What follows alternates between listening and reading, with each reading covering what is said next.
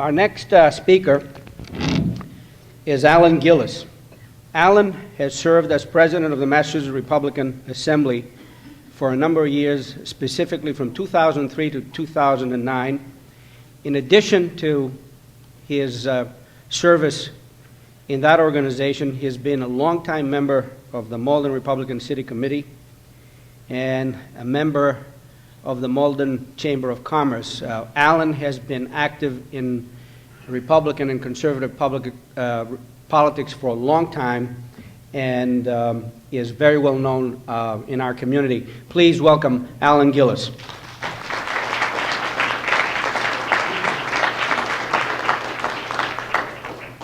Good morning. I was watching a YouTube video of Ronald Reagan.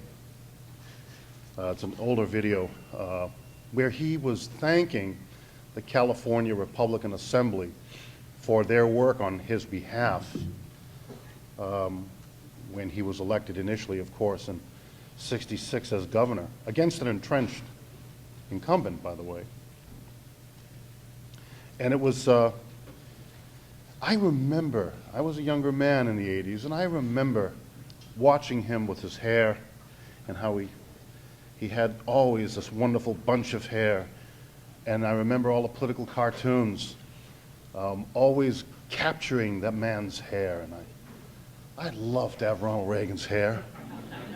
I'd love to have Richard Tassay's hair.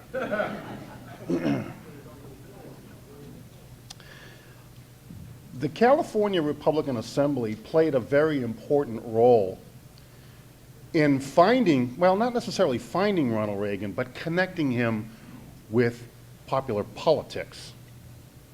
Now, Mr. Estevez did a very good job of highlighting Ronald Reagan's earlier life prior to his election as president and governor.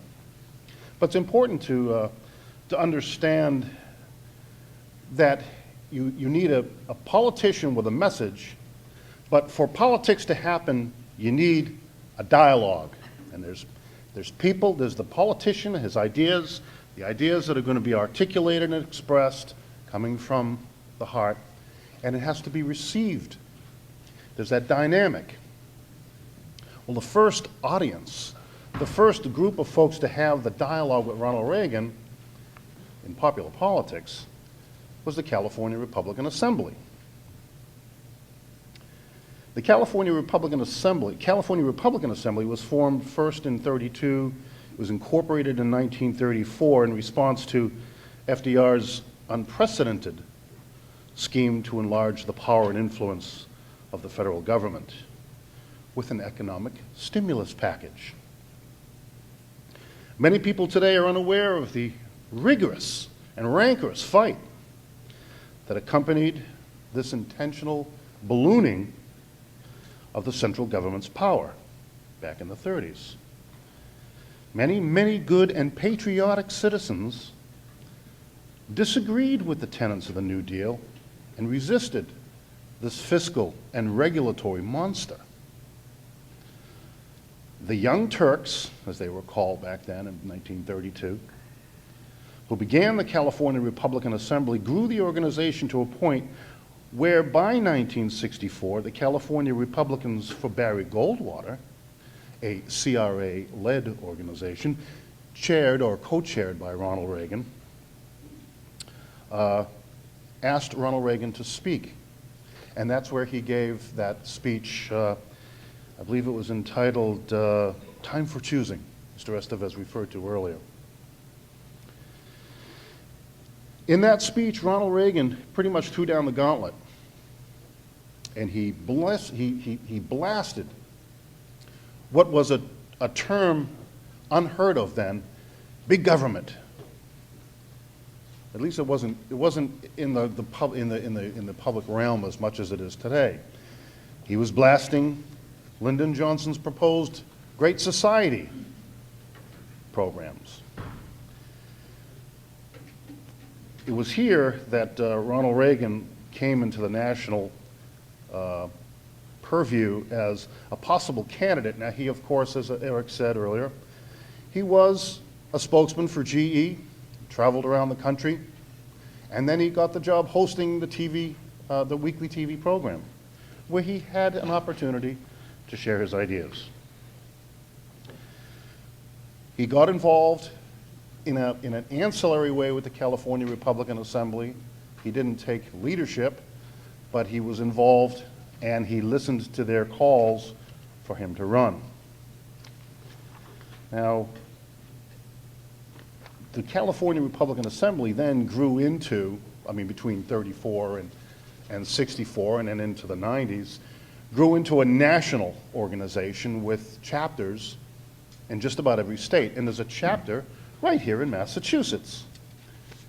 And it is currently led by a wonderful woman who happens to be in this room, the new president of the Massachusetts Republican Assembly, Sandy Martinez.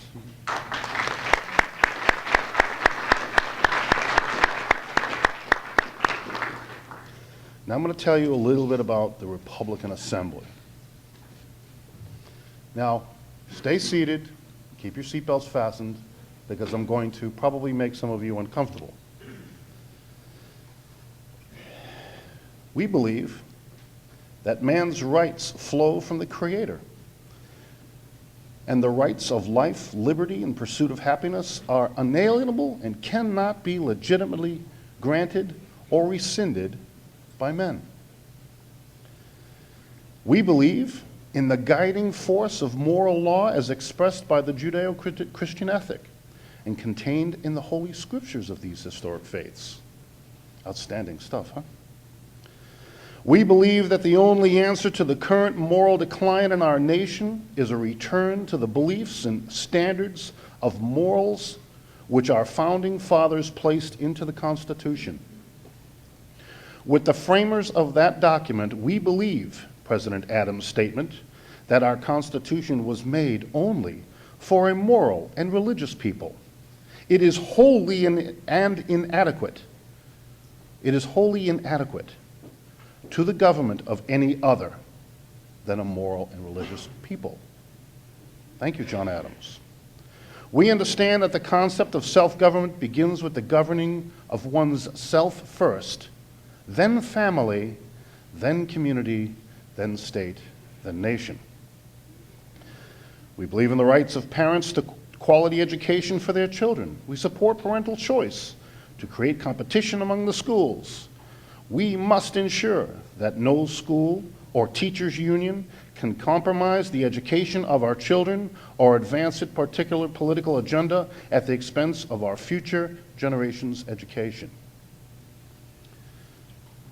We in the Republican Assembly movement across the nation believe that the federal tax system is abusive to the American people while discouraging investment and growth. We believe in growth-oriented tax policies which would gradually eliminate punitive income taxes and move our tax system toward that originally established by our founding fathers. We also believe in the free enterprise system as the best hope for men and women to fulfill the economic hopes and dreams. These are the tenets. These are the tenets held by the Republican Assembly and are found in the national platform. We know that the free market is the most efficient and least costly system to deliver the highest quality goods and services at the lowest price to the consumer. Pretty basic stuff. Here's where it gets a little tough. Tighten your seatbelts. We believe that the traditional American family, consisting of persons related by blood or adoption through the marriage of one man and one woman, is the cornerstone of our American society, and the government is duty-bound to protect the integrity of the family and through legislation and tax policies preserve it. We believe that the preborn child is a human being possessing the same inalienable rights as all other people and entitled to it by the full protection of the law. National defense, we've been always strong in terms of hoping for and lobbying for a strong national defense.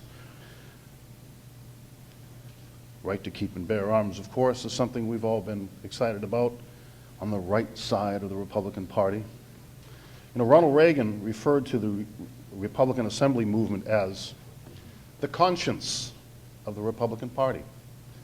The man that we're here to celebrate, or one of the two men that we're here to celebrate this morning, called the Republican Assembly movement the conscience of the Republican Party.